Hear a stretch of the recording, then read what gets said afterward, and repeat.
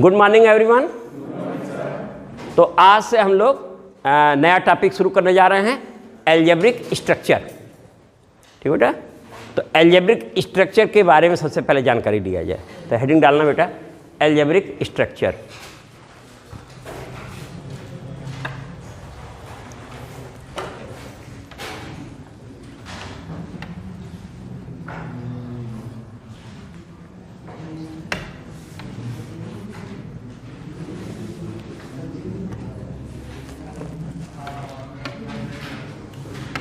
ये है बेटा, ठीक बेटा। Let capital A B is non empty set.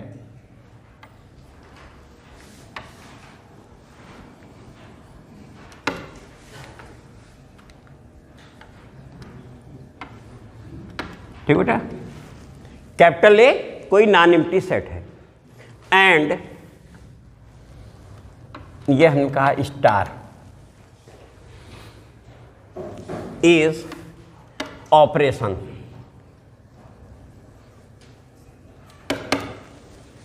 Star हमारा कोई ऑपरेशन है। ऑपरेशन जो होता है वो क्या हो सकता है? एडिशन, सब्सट्रैक्शन, मल्टीप्लिकेशन, डिवीजन भी हो सकता है, यूनियन, इंटरसेक्शन, है ना, सिमेट्रिक डिफरेंस, नाम सुने हुए हैं सब। ये सब क्या है? ऑपरेशन है, जिसे हमने सिंगल नेम किससे रिप्रेजेंट कर दिया है? ये स्टार से। इस समय स्टार हमारा क्या है? ऑपरेशन है, ए नॉन एम्प्टी सेट। ठीक बेटा ना। देन सिस्टम कंसिस्टिंग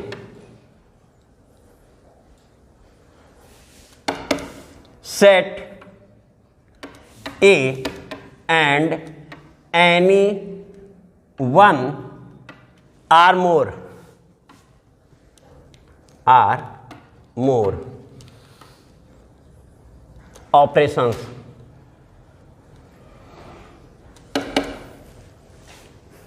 तो then system consisting set A and any हटा दो, वन आर मोर ऑपरेशंस। अभी हमने चर्चा की थी ना ऑपरेशन। ये जो नाम दिया है ये ऑपरेशन इस समय है। वो ऑपरेशन हमारा कोई भी हो सकता है, addition, subtraction, multiplication, division, union, operation के दायरे में है। तो वो सेट ए और साथ में कोई एक ऑपरेशन या एक से is known as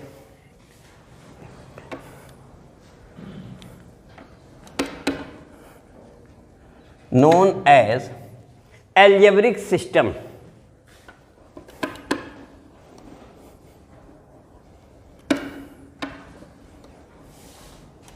or algebraic structure।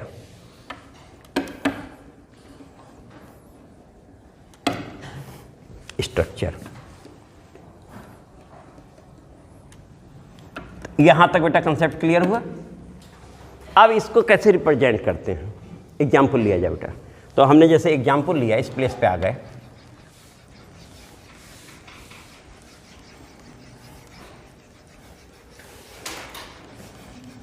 हमने लिख दिया फॉर एग्जाम्पल एन और ये प्लस। ये हमारा क्या है? एल्जेब्रिक स्ट्रक्चर कहो या एल्जेब्रिक सिस्टम है, जिसमें सेट है और एक ऑपरेशन है। देखो तो ये कौन सा जो है हमारा स्ट्रक्चर है? एडिशन के केस का है। Algebraic structure for addition in natural number, वो भी किसमें? नेचुरल नंबर में।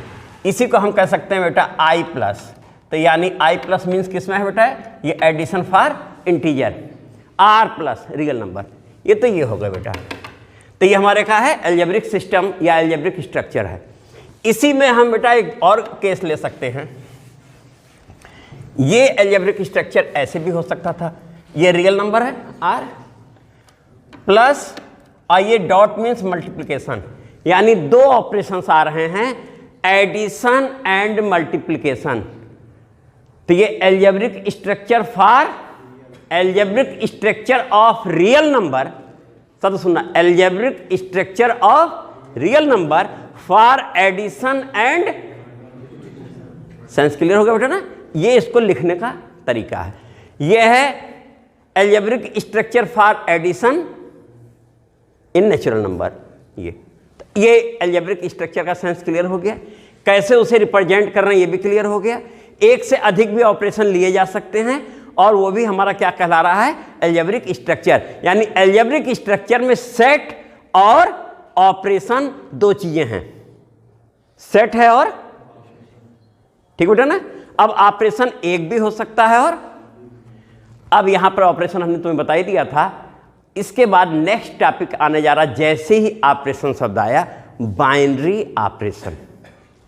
नेक्स्ट हम लोग जो टॉपिक लेने जा रहे हैं इसके बाद वो बाइनरी ऑपरेशन। इसका तो प्रेजेंटेशन देख लिया, तो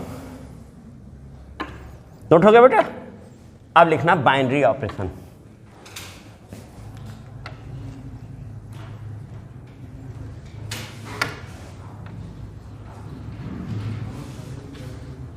बाइनरी ऑपरेशन बेटा हिंदी में बोलते हैं द्विआधारी संक्रिया। हिंदी में इसका नाम है द्विआधारी संक्रिया।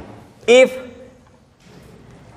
G is any non-empty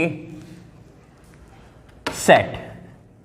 अब कोई जरूरी नहीं कि G है, G भी हो सकता है। अभी थोड़ी देर पहले A बोले थे, B C कुछ भी है ना, तो यहां G नाम इसलिए दे दिया कि आगे ग्रुप पढ़ेंगे तो वहां G नाम चलेगा, G दे दिए।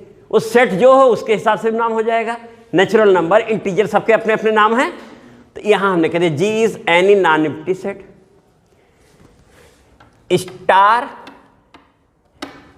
हाँ एक चीज, देन G क्रॉस G बेटा, इसके बारे में बोलोगे। G नॉन एम्प्टी सेट है तो G क्रॉस G कितना होगा बेटा? ऑर्डर्ड पेयर का सेट होगा। क्यों बेटा? G क्रॉस G यानी Cartesian product of G from G, ये तो हुआ ना? तो ये हो गया ordered pair such that A belonging to G and B belonging to G, या A comma B both belonging to, एक बार में भी लिख सकते हैं। ये तो हुआ बेटा ना? तो ये ऑर्डर्ड पेयर का सेट है। Set of all ordered pairs formed by G and G और G दोनों के द्वारा, है ना? A और B होता तो A एंड B, है ना? और उसमें एलिमेंट कितने होते? Number of element in A into number of element in B equal to number of ordered pairs in Cartesian product. ये होता ना बेटा? ये भी तुम्हें मालूम है। तो अब ये बन चुका, इतना नोट हो गया बेटा? नोट कर लो इतना। G is any non empty set, then G cross G, ये हो गया। If star is binary operation, ये स्टार भी लिखते हैं बेटा और कहीं कहीं छोटा सा ऐसे भी लिख देते हैं, ये भी लिखा रहता है। अब वो एडिशन है कि सब्ट्रैक्शन है कि डिवीजन, अगर वो बोल रहा है तब तो वो सिंबल लेंगे, अदरवाइज हमें नहीं मालूम है तो इन जनरल हम क्या बोल दे रहे हैं? Star are binary operation. तो if star is binary operation,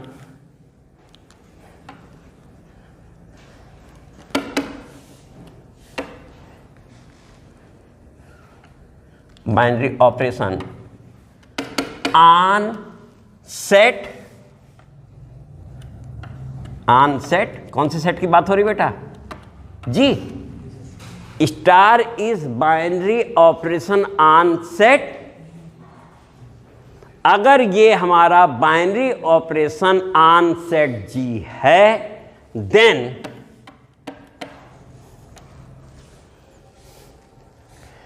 the star is function. ये क्या होगा बेटा? एक स्टार इज, लैंग्वेज ब्रेक कर दिए हैं बेटा। स्टार इज एफ लिखते थे, अब एफ का नाम क्या है इस समय? Star is function. Binary operation from G cross G to G. ठीक बेटा ना। स्टार इज फंक्शन, और फंक्शन क्या, जैसे बोलते थे F from A to B, बोलते थे बेटा ना, एफ फ्रॉम ए टू, वहां ए क्या होता था, डोमेन, और बी कोडोमेन, यही तो होता था ना। तो यानी यहां पर जो डोमेन है वो क्या है, ऑर्डर्ड पेयर है, और इसे हम कह रहे हैं ऑपरेशन है। यानी जिस ऑपरेशन की बात हो रही है वो डिफाइंड होने पर इसमें अप्लाई हो रहा है ordered pair. A comma B और बाइनरी ऑपरेशन है तो उसे हम क्या बोलेंगे, A binary operation B. Sense समझ गए ना। ऑर्डर्ड पेयर दिखते ही बीच में बाइनरी ऑपरेशन लगा देना है, क्योंकि उसका डोमेन क्या है, टू दिस, और ये हमारा क्या है, इमेज है जो मिलेगी, इमेज मिलेगी ना। तो star is function this from G cross G to. ठीक है बेटा ना। तो बाइनरी ऑपरेशन क्या होता है, फंक्शन होता है, वो भी कहां से, टू जी। तो यहां से आ गए, इफ, यहां लिख देते हैं बेटा,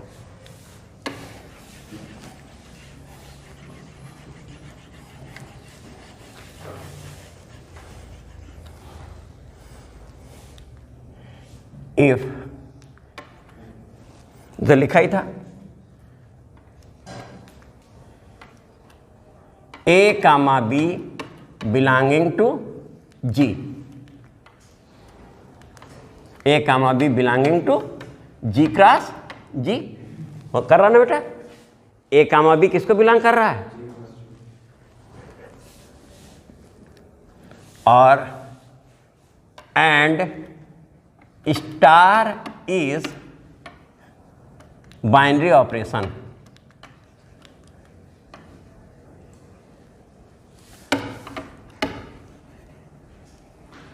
और स्टार हमारा क्या है बेटा, ए कामा बी इसको एलिमेंट है, और स्टार हमारा क्या है, बाइनरी ऑपरेशन है। ऐसी स्थिति में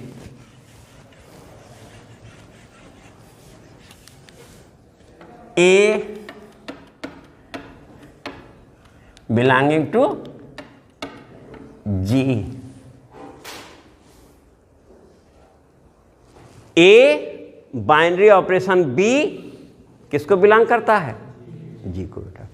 अब इसमें तुमने देख लिया कि रिप्रेजेंटेशन क्या है, कैसे है, इस पे प्रॉपर्टीज का भी अब चर्चा हो जाए।